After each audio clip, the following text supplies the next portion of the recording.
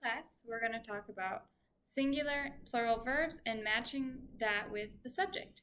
Okay? So the subject and the verb must agree in every sentence, meaning that if the subject is singular, the verb must be singular. And if the subject is plural, then the verb must be plural. Okay? So let's break something down first. When we are talking about subjects, there is perspective. Okay? So perspective is first, second, and third person. And if you took Spanish, you know what this is, but I'm going to reiterate it if you haven't done that. First person is always I. Okay, so I or we, my friend and I, things like that. That's going to be first person. First person includes yourself. Okay, like when I say we, I'm including myself in that group. So we, things like that. Okay, that's going to be first person. Second person is always you. Okay, you all. Nothing else, no names, nothing, just you all. Or I guess it could be names where it's like Maria and you, right? Maria and you. You, if it's included, second person.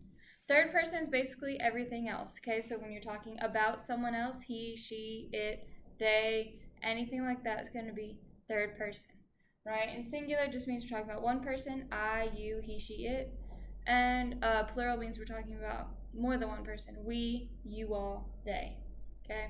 So this is a perspectives box. We use this in Spanish a lot. But this kind of demonstrates the perspectives. And I'm telling you this because the instructions on those worksheets kind of talk about third person and about singular and plural. So I want to make sure we understand that. Third person is when you're talking about someone else. Okay? So first person is yourself. Second person is the person you're talking to. And third person is someone else over there, someone you're talking about, okay?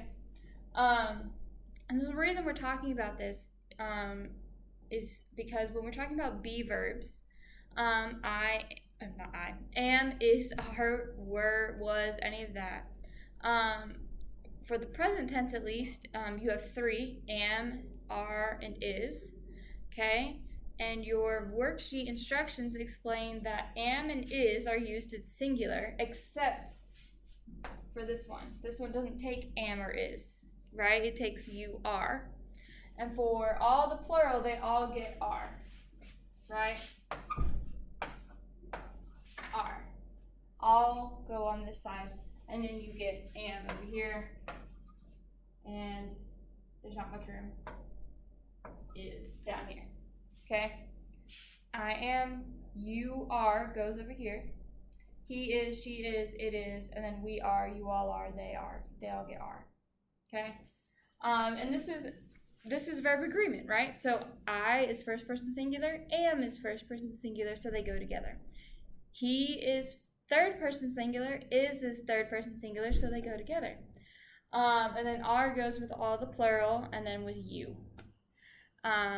And when we're talking about other kinds of verbs other than be verbs, these are specifically be verbs, they're usually the harder ones.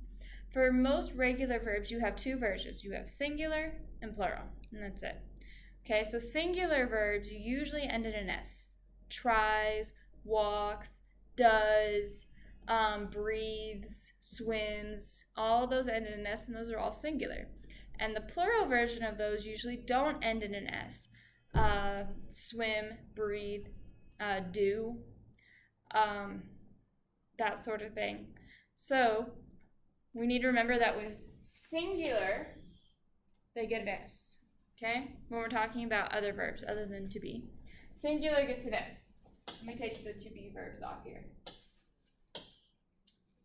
Singular gets an S.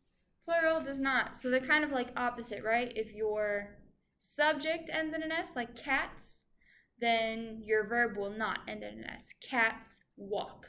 But if it's one cat and it does not end in an S, cat walks, right? You make that end with an S. Okay?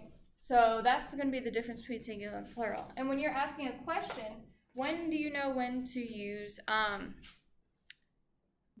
singular or plural? Because the subject is not always apparent.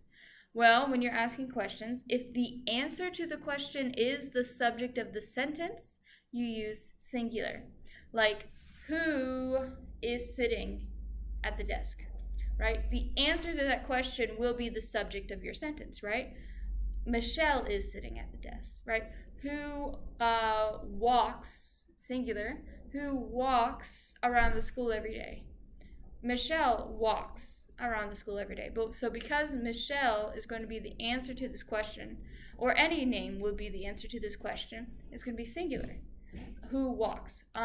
What drives you to do whatever? Well, blank drives me to do this, right? So who and what, you're going to very commonly have singular. When and where, things like that, where the subject is not the answer, like when is the class?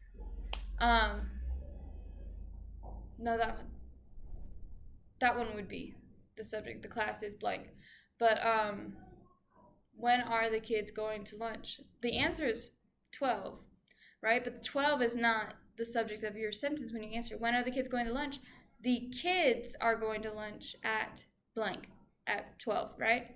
So 12 was not a subject of our sentence. Where just pay attention to that sort of thing. There are exceptions. Obviously, this is not black and white. This is not when you see when, use plural, when you see who, use singular. But for the most part, when you are singing who and what, you are going to be using singular. Give me just a second. Anyway, so it's not black and white. It is, you can say, like, when is the class? The class is blank. That was singular, right? Is singular. We said that in the last slide. Where is she? She is blank. Again, is a singular.